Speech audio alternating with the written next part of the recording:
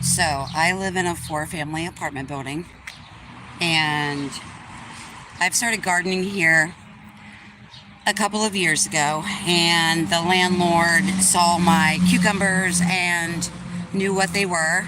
I have my copper belt on, as always, 3 days straight now. If you need any pain relief from anything in your life, check out the last video. This is going to be a short garden tour, and I'm going to do this on a regular basis so we can see the growth of my electroculture going on in my yard. It's going to be awesome. So, in my front yard, a bunch of boxwoods and planted out here. So, a whole lot. So, what I always do is shave down the bushes. So, I'm going to turn this around now so you can see what I've got going on here. If I'm smart enough to do that, we shall see. Okay.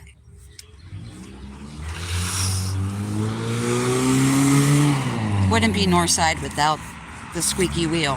So I just planted these 2 trees and this bush. As you can tell by the noise, as always, I'm on the main drag here. Okay, this is the front entrance to my building. So there are trees and things that I have to work around here.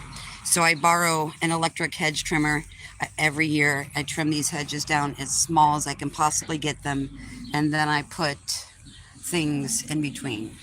So there's a lot of flowers going on in here. And I have some dandelions in here, local native to the Midwest, very medicinal green. Lots of things to attract butterflies, bees, hummingbirds. So this is just our front entrance here.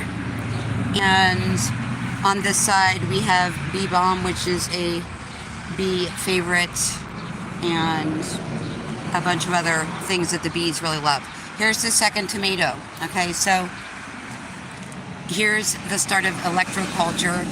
So this is, you can use any piece of wood, you can use tree, you can use a dowel rod.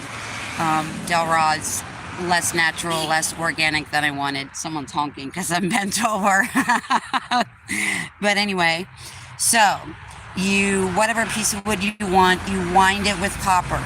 And it's super important. This is super hyper important. Most things you can do kind of how you want and be creative with it.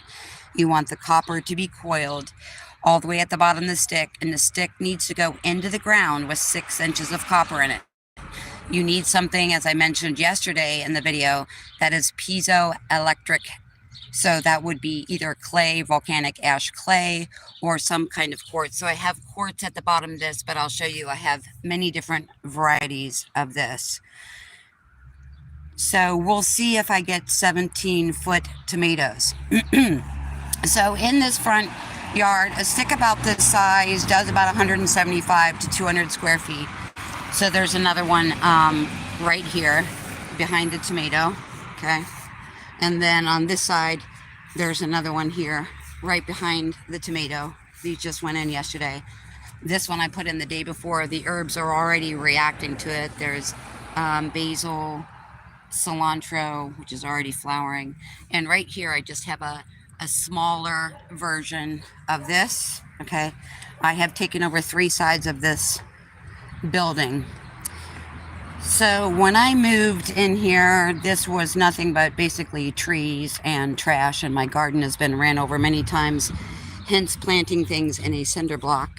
There is not any food over here. However, it's city soil. So in that city soil, I'm working to amend that with piezoelectricity. This one does not have a crystal yet because I made one for my dad for Father's Day. I made one for my mom who has Parkinson's to relieve her Parkinson's symptoms. So right now I've got one going on in every different space. My brother brought me a black raspberry today. He said he was going to make a pie, and I said, that's great. Can you bring me a raspberry bush? So this just went in about an hour ago.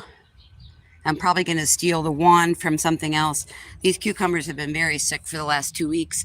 So they have what is actually just a copper spiral itself. It has no wood, and it has 3 pieces of quartz right here. This is my pumpkin that I have to figure out what to do with. And then also over here, I got heirloom zucchini, and I built a pyramid to see what kind of effect we have from the pyramid. These have leaves overnight. These were the ones that have been sick for the last couple of weeks. And in 2 days, you can see the tip of this. It already has, as you can see, the dark green leaves are just from the last 48 hours on this. And all of them have new dark green leaves from adding this. As a side note, this is my bedroom window, and so this is about 6-7 feet from where my head is. And the first night I put this in here, I was not able to sleep. I did make one for the neighbor who has some minor health stuff going on. The first night she had hers, she was also not able to sleep. I have a faucet that won't stop dripping, so I am collecting all of that water and using that. And then I have 2 more zucchini here, which I haven't decided what I'm going to do with these. I still have about 80 to 100 feet left of copper coiling. More tomatoes. These are canas. This is rutabaga. These are things that the bees and butterflies like. We will come back and do an update because this flower is supposed to only get about 20 inches tall, and it's pretty close to that right now. Phlox as well, bees, birds, hummingbirds. They also are at the height that they are supposed to get. So I'm marking some of the sticks out here so I can see the progress.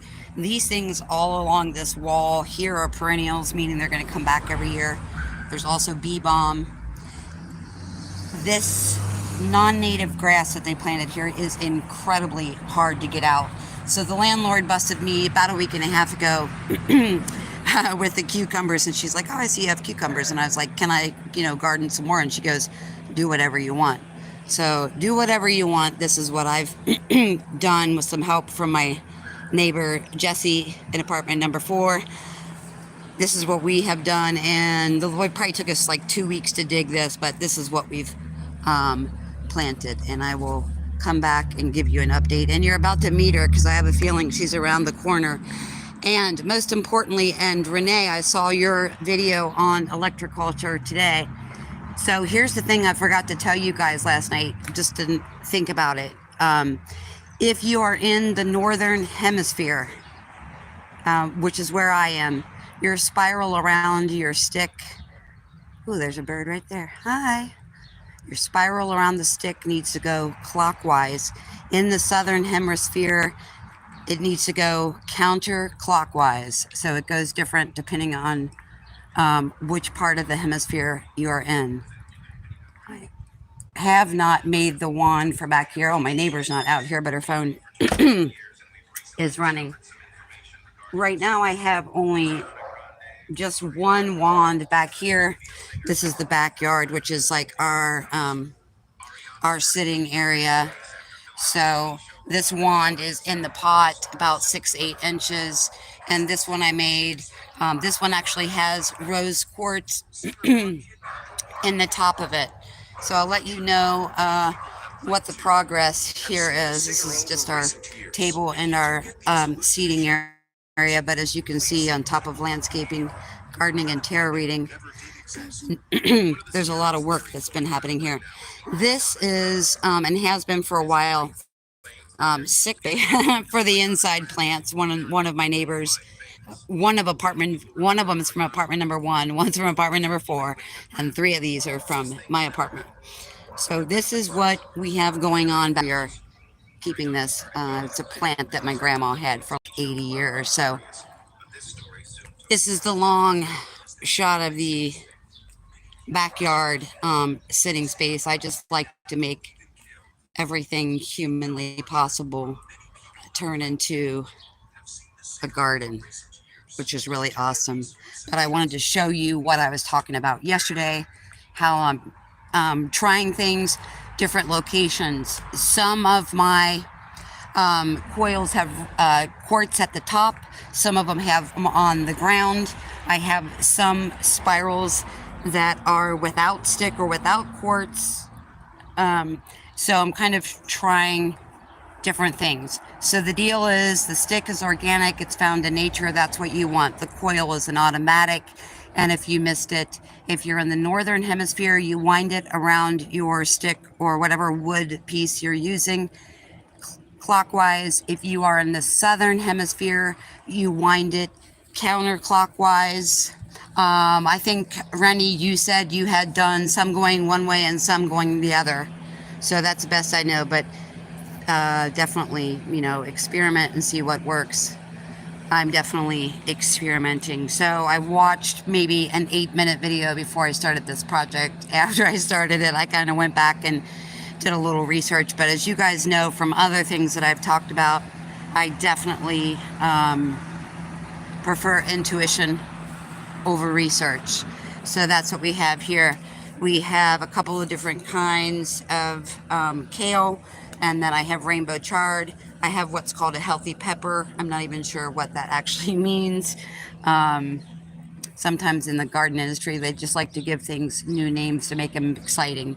And then up front, I have jalapeno peppers as well. And I have some pumpkins, which I'm yet to plant. And this, I'm shocked that my brother brought this black raspberry plant to me with ripe raspberries on it, because I was eating it as I was loading it into my car. But yeah, we'll check back and see how things are going here, you guys. This is such an amazing experiment. I just want to garden forever with no shoes. My neighbor Larry said, you really should not be shoveling in those kind of shoes, as I just got back from a party. But nevertheless, I will keep you updated, especially on these. You can see that they've been really struggling, but the center of them in 48 hours is turning green. You can see the rest is yellow and completely brown. This is what happened with Electroculture in 48 hours. All right? That's it, and I will keep you updated. Bye.